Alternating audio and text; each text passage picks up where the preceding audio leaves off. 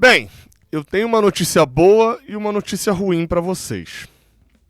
A notícia ruim é que o Flamengo está na final da Libertadores, numa final brasileira. Mais um ano que o Brasil vai conquistar a Libertadores e não vai estar sendo a gente. Só aconteceu uma vez em 2023. A notícia boa é que o G6 está garantido.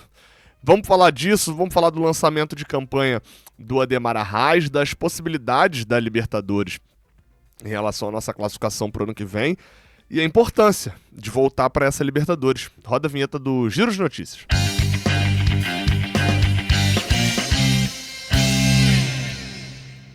Seja bem-vindo, você guerreira de todo o Brasil, de todo mundo. Aqui é o canal Raiz Tricolor. Eu sou o Gabriel Amaral, eu sou jornalista, sou tricolor. Deixa um like aqui embaixo, se inscreve aqui no canal e vem comigo pra gente poder falar bastante sobre o Fluminense aqui nesse vídeo, nessa sexta-feira. E o nosso primeiro assunto aqui nesse vídeo, infelizmente, é sobre a final da Libertadores. O Palmeiras conseguiu uma virada épica. Pra gente, inclusive, isso foi bom, né? A virada do Palmeiras acabou sendo bem útil pra gente. Mas, infelizmente, eu digo aqui, porque o Flamengo tá na final da Libertadores. Falei rapidamente disso, mas a definição, na prática, faz com que a gente agora jogue uma final.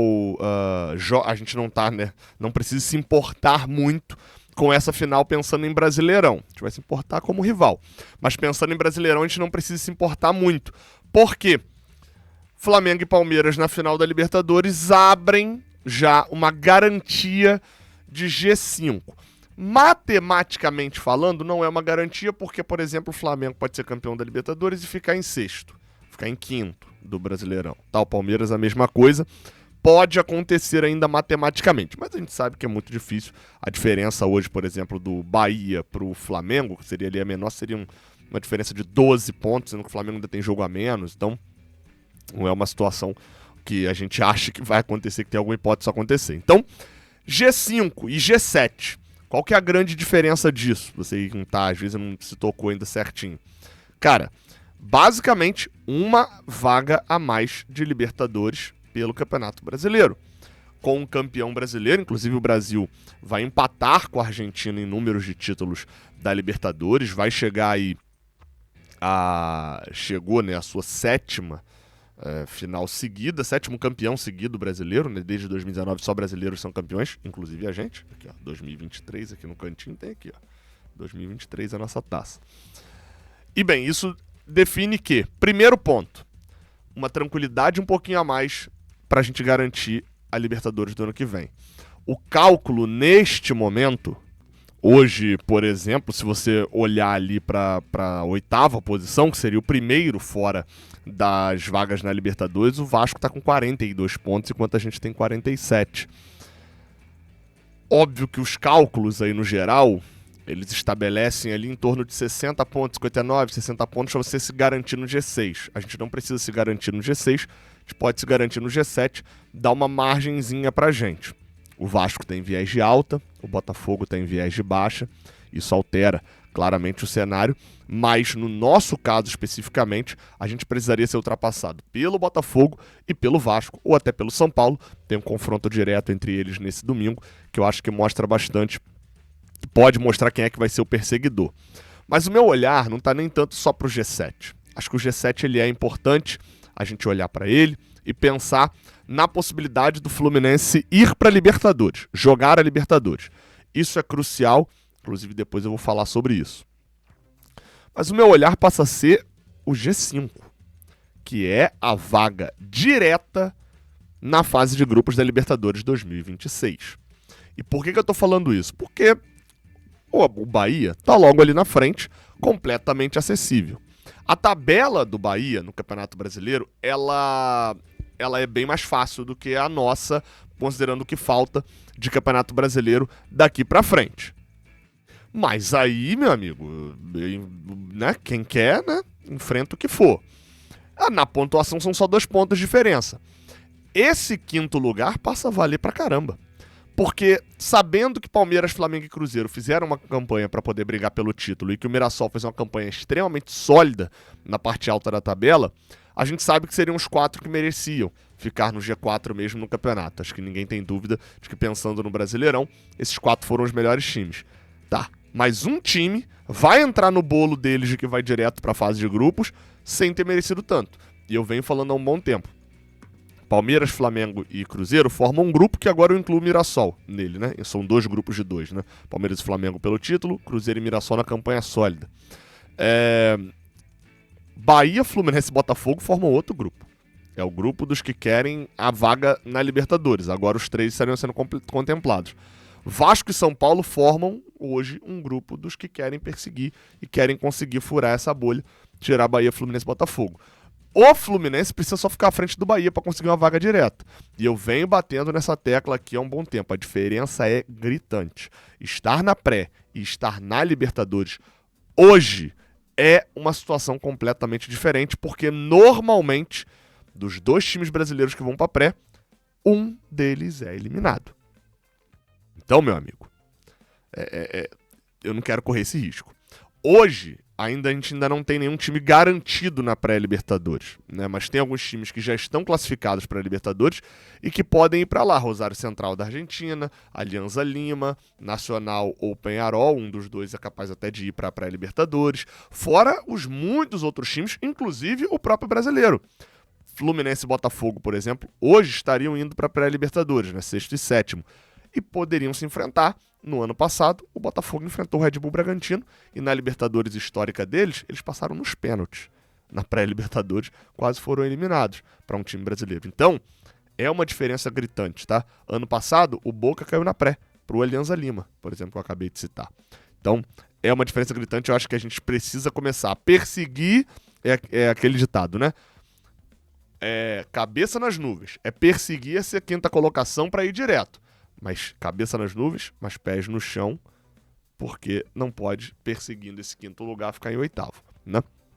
Considerando a Copa do Brasil, tem a possibilidade do 8º também ir para a Libertadores. Seja com a gente ganhando, se a gente ganhar a Copa do Brasil nesse momento, abriria mais uma vaga e levaria o Vasco, nesse momento, para a Libertadores, olha só a curiosidade. Ou se o Cruzeiro ganhar, ou até mesmo o Vasco, se ganhar a Copa do Brasil, pode provavelmente ficar em 8º ali e ir, mas não com a vaga do Brasileirão, né? Eu falei que ia falar aqui da importância de ir para a Libertadores, antes de ir para a Libertadores direto, antes de falar aqui do lançamento da campanha do Ademar. A página Cambio de Juego fez essa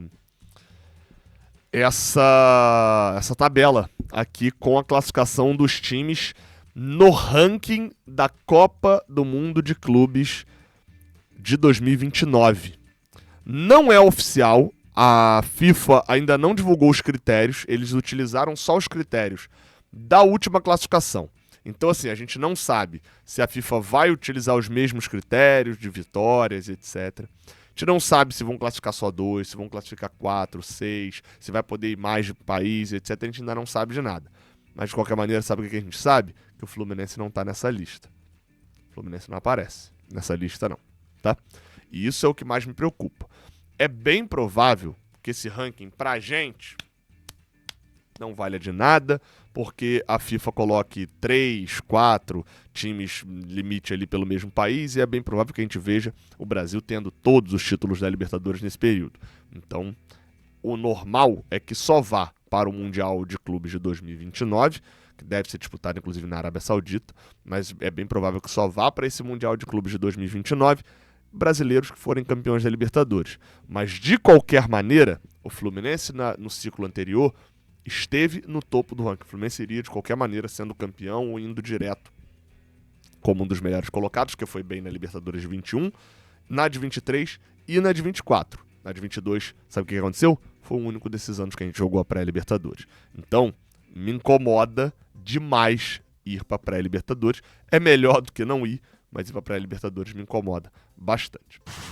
Só para a gente fazer o registro aqui, porque eu fiz nas outras 2 campanhas, né?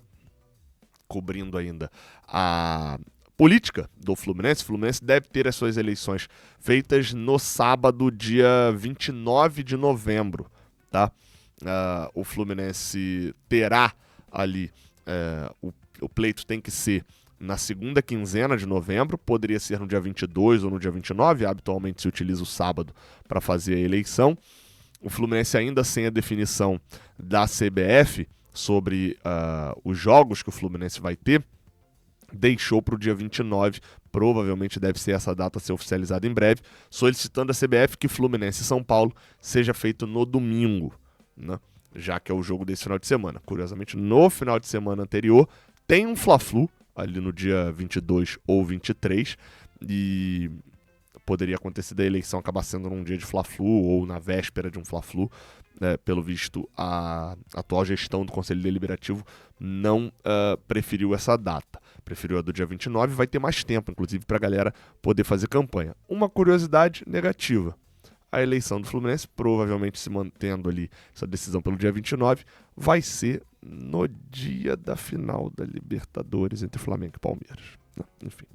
Mas voltando aqui falando da eleição, já foram lançadas as chapas do Matheus Montenegro e do Ricardo Tenório como vice, né? O Matheus como presidente, é a chapa da situação, apoiada pelo atual presidente Mário Bittencourt. Já tivemos o lançamento da chapa do Celso Barros como presidente e Rafael Rolim como vice. Foi lançado, inclusive, no mesmo dia da chapa do Matheus Montenegro. E é curioso porque já se rompeu essa chapa. O Rafael Rolim já saiu da chapa, já desistiu de ser vice na chapa do Celso Barros. Eu falei disso num vídeo aqui no canal. E agora, no dia 30, nessa quinta-feira, foi lançada a chapa do Ademar Arraes com o Adir Tourinho como vice. O Ademar como presidente e o Adir como vice. Esse lançamento foi feito no Salão Nobre, lá em Laranjeiras. A gente teve reportagem por lá no Jornada tem a entrevista na íntegra, fizemos entrevista com o Matheus. Com o Matheus foi uma coletiva, com o Celso Barros e o Rolim, e com o Ademar e com o Adir foram entrevistas exclusivas, conduzidas pelo Cauã Tinoco, repórter do nosso grupo do Jornada KTO 1902, né, do qual o Raiz Tricolor faz parte. E, bem, na entrevista me chamou a atenção mais uma crítica à forma como a SAF está sendo imposta, né? Com o Mário Bittencourt fazendo o processo da SAF, assumindo o cargo de CEO, e como pode ficar na sequência com o Matheus Montenegro presidente e o Mário CEO de uma SAF, o comando permanecer por anos sob a mesma gestão. Foi falado também sobre promessas verdadeiras e possíveis de cumprir. O voto online voltou à pauta, inclusive.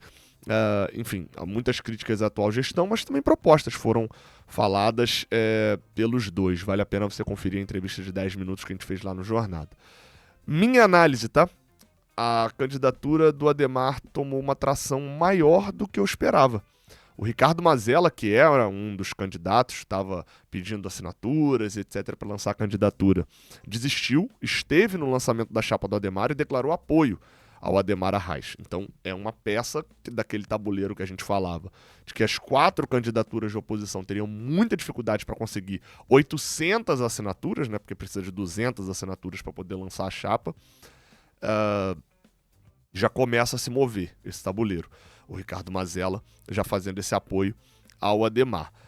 Existe uma expectativa de que o Celso Barros também retire a sua candidatura para colocar o apoio no Ademar Arraes, visto que o Rafael Rolim, que era peça importantíssima na chapa deles, acabou saindo da chapa, então o Celso Barros ainda não tem um vice-geral novo e tal, a candidatura fica ali um pouco também mais esvaziada, né? Pode ser também outra declarar apoio ao Ademar Arraes, e a expectativa pela decisão do Luiz Monteagudo, porque a chapa dele ainda não fez lançamento, assim como a do Mazella também não teve qualquer lançamento, e ambos, a gente fica no aguardo. O Luiz Monteagudo já se reuniu com tricolores fora do Rio de Janeiro, mas não fez um lançamento no Rio de Janeiro.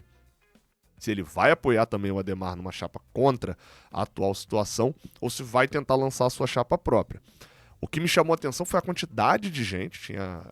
O Fio estava por lá, falou que tinha mais de 500 pessoas lá em Laranjeiras, até mais do que no lançamento da chapa do Matheus Montenegro. É bem verdade que teve ali o Covescott, né? Teve o Comes e Bebes, que do Matheus não teve, mas ainda assim acho que foi uma quantidade bem suntuosa ali de pessoas estiveram em Laranjeiras como convidado no lançamento da chapa do Ademar. Sérgio Malandro esteve por lá, ex-presidente também, como o Francisco Horta, também esteve por lá no lançamento. Ganha uma atração um pouco maior do que eu esperava. No início, o nome do Ademar Arraes, que na última eleição retirou sua candidatura para apoiar outro, agora parece que vem forte. Vamos ver como é que vai ser.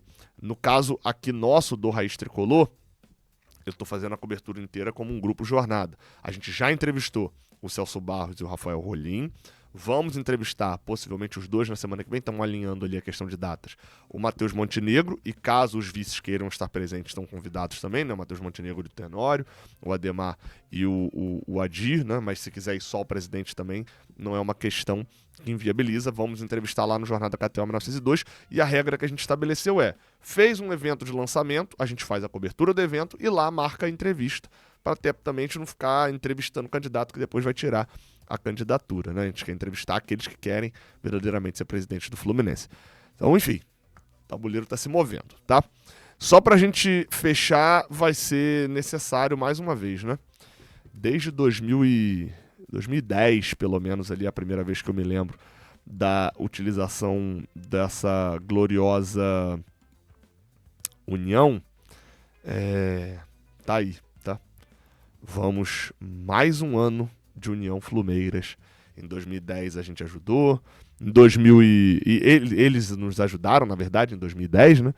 Em 2012 ela deu uma rompidinha, né? A gente quase rebaixou eles. Ela voltou em 2020, foi muito útil, em 2021 foi muito útil, e tá de volta agora. Tamo fechado na União Flumeiras. Tamo junto! Até a próxima. Valeu!